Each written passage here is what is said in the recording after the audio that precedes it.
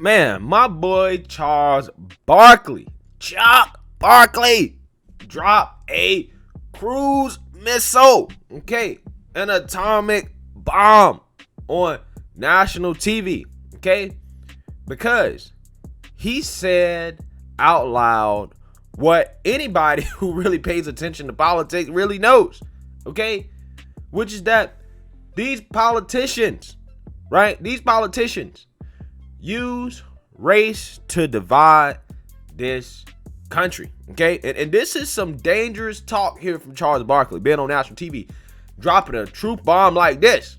Because the media, the mainstream media, you will not hear them saying this type of rhetoric because they participate in it. But Charles Barkley, whom I respect a lot, right? Whether I agree or disagree with his opinion, I respect the man. He says what he feels, right? He talked about this issue last night while covering the NCAA tournament. Take a listen. Shared that news, how painful it was. Yeah, but the one thing I took out of that piece was, man, I think most white people and black people are great people. I really believe that in my heart. But I think our system is set up where our politicians, whether they're Republicans or Democrats, are designed to make us not like each other so they can keep their grasp of money and power. They divide and conquer. I truly believe in my heart most white people and black people are awesome people, but we're so stupid following our politicians, whether they're Republicans or Democrats. And their only job is, hey, let's make these people not like each other. We don't live in their neighborhoods. We're all got money. Let's make the whites and blacks not like each other. Let's make rich people and poor people not like each other. Let's scramble the middle class. I truly believe that in my heart. All facts, guys. Facts. I 100% agree with him. Race is being used to divide the masses, right? It's simple, guys. It's divide and conquer, right? And he's right. It happens on both sides. It happens on both sides. Okay? The Republicans and the Democrats, right? They have us fighting each other over issues that really don't matter and a problem that cannot be solved, in my opinion, because it's a circular conversation, which is race, right? While all the politicians that go into office go in poor, they come out rich, right? They go in poor, they come out millionaires. We've seen it happen time and time again. How many times have you guys talked about how in the world is it that these politicians' net worths multiply after being in office? And all these politicians, guys, like I try to tell you, they're actors. They're bought and sold. They're bought and sold by big corporations.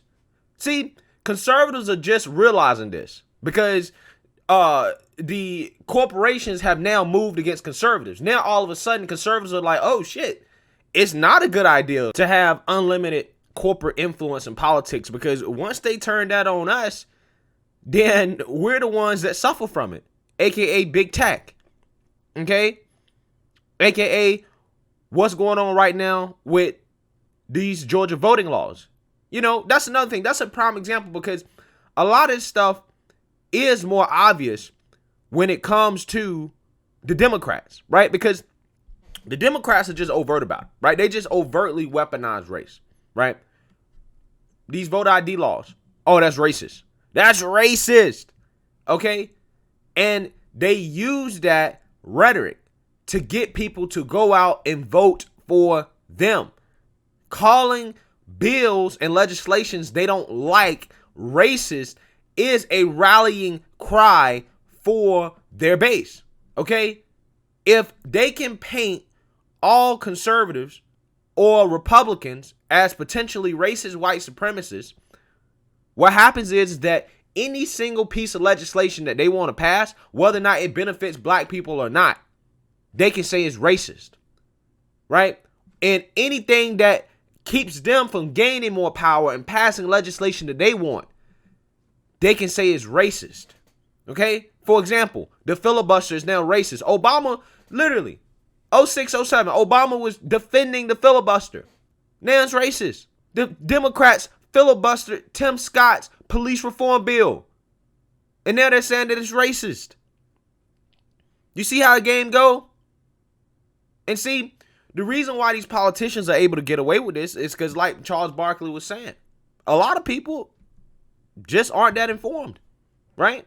Right? You follow these politicians, right? And you think that these politicians really care about people. Guys, I know I cover politics, right? I pay very close attention. Most of these guys do not care about us, Democrats or Republicans.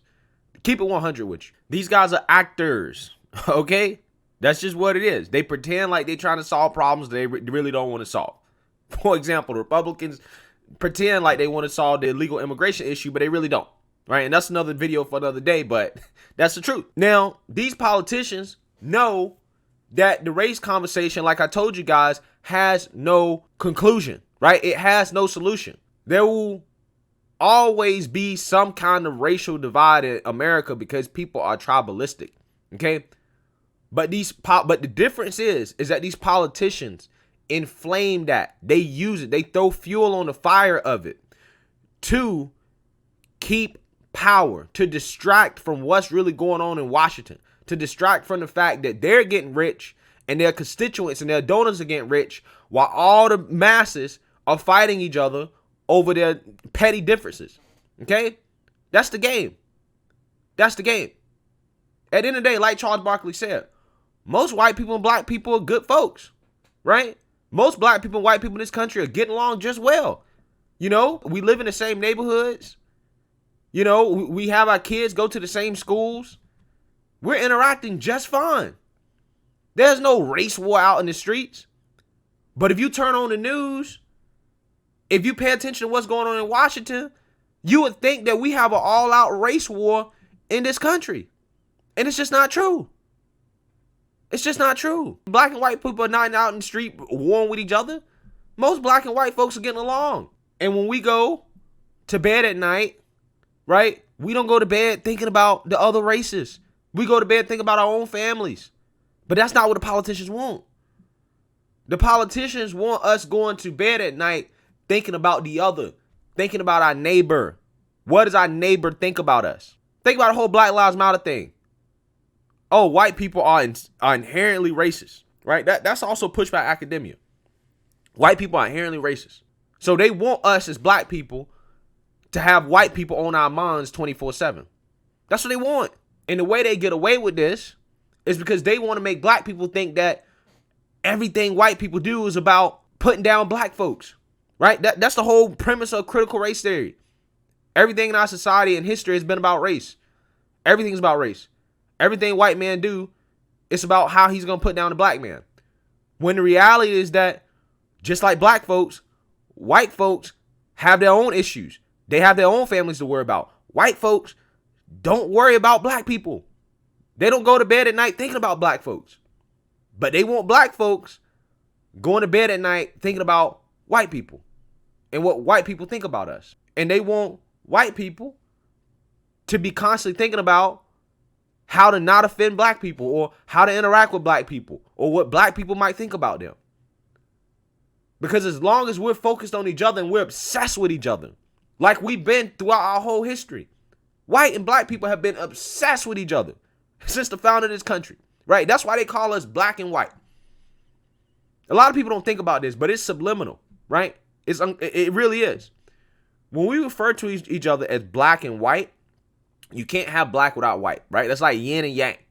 You go together, right? We refer to each other in relation to the other, right? That's how it works. And the reason why it works that way is because this is an easy way to divide America, right? Corporations figured this out a long time ago, okay? Black and white are corporate designations. That's what they are, right? They're corporate designations. Because nobody in this country is 100% black. Nobody in this country is 100% white, right?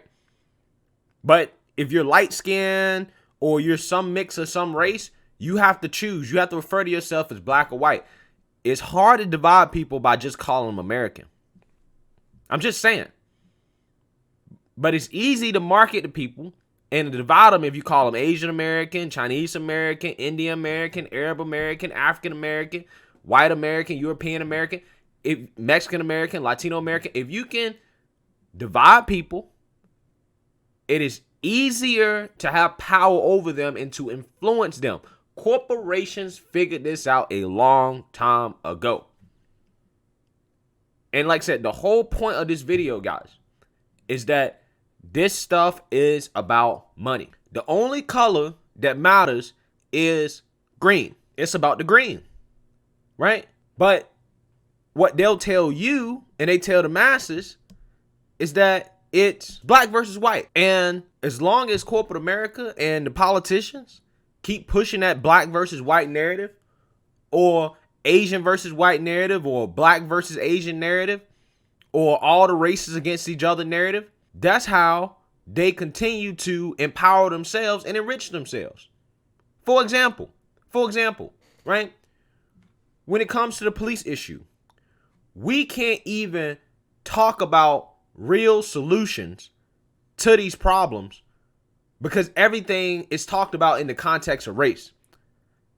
And the politicians know that's an automatic turnoff for actually doing anything, right? Because nobody's ever going to want to have a conversation about stand your ground or qualified immunity or the castle doctrine or any of these things, right? That we should have been having conversations about. Drug war too, right? We won't be having these conversations because everything is caused by racism. So therefore, there's no policy discussions. What policy discussions have come out of Breonna Taylor and George Floyd? Nothing. But I'm going to tell you what. You know what was happening during Breonna Taylor and George Floyd?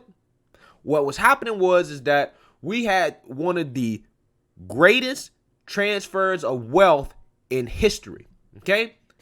There were small businesses being burned to the street, right? There were small businesses being shut down due to the government shutdown, due to this virus, due to this pandemic. Businesses were shut down, right? People lost their livelihoods, okay? And then what happened was that these politicians went and bailed out big corporate America, Republicans and Democrats, bailed out big corporate America and basically left the people hanging, right? They enriched themselves while all of us were fighting each other about race. And guys, you remember, again, Republicans were caught up in this, the insider trading right before Corona happened, right? But right before we knew it was going to be as serious as it was and we had to shut down, these guys were selling out. These guys was cashing out. A lot of these guys went on TV, told everybody it was going to be doom and gloom, cashed out, and end up buying at the bottom, right? Stock market rebounds to record highs while unemployment is at 10, 15, 20%. How is that possible? How is that possible? That is possible when you have government-sponsored socialism for big corporations that have bought and sold our politicians to the point where the politicians use government power to enrich themselves and their donors. That's what they do, Republicans and Democrats. And how this happened without anybody really caring or knowing about it is the whole Breonna Taylor and George Floyd. We were too busy arguing about race. We were too busy arguing about wearing masks. You see what I'm saying?